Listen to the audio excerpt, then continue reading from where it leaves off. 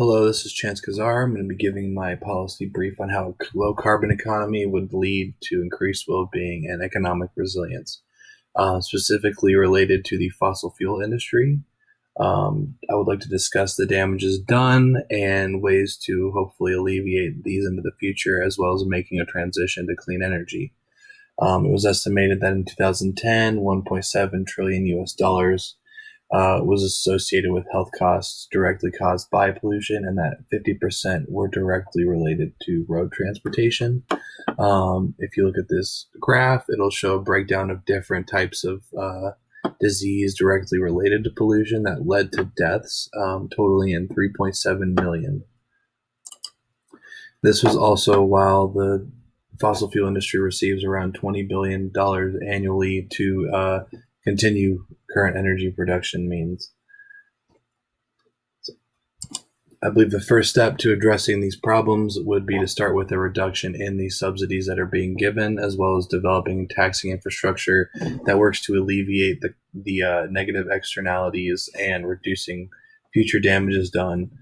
And that this needs to be done without putting increased costs on the consumer, because this would allow the industry to continue to circumvent their consequences. So removal of percentage depletion subsidies.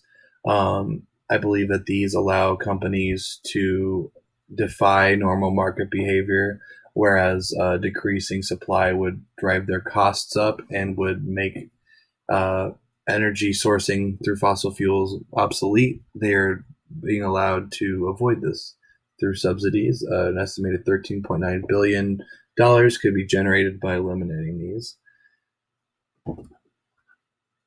So aside from removing tax breaks at an industry level, I believe an additional income scaled carbon tax could be introduced at a consumer level, as well as incentives to encourage consumption reduction and the generation of clean energy at a consumer level. That this would help make a necessary shift in market demand. The scaled carbon tax would be based off of household usage of energy. It could also be pertaining to the energy profile of the grid in that area, given the state's means of energy generation, whether it's through fossil fuels or solar or nuclear sources.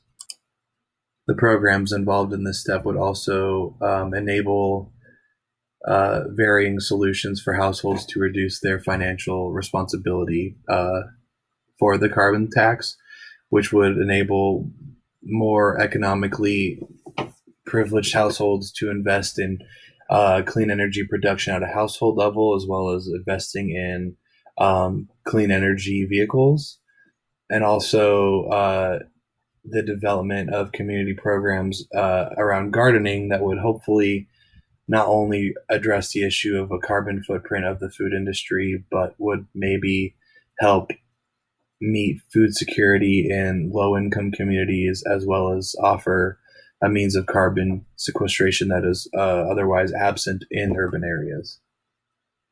I believe that once these two initial methods have been employed, the market does not favor outdated methods of energy generation, then funding will naturally flow towards innovative technologies, the majority of which have to do with renewable energy, such as the floating solar farm idea that could be paired with hydropower storage facilities that would enable for extremely efficient production and storage that would help address the intermittent factor of renewable energies.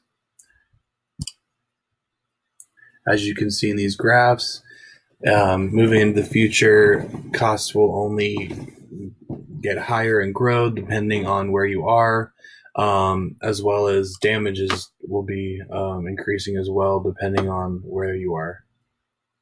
Investing in this transition will offer a major reduction in air pollution, which would also drastically improve health in the public and the healthcare costs. It would also develop a physical infrastructure that would create jobs and increase GDP. These improvements, as well as the ability to meet energy demands of the future, will lead to increased well-being and resilience in America. Thank you.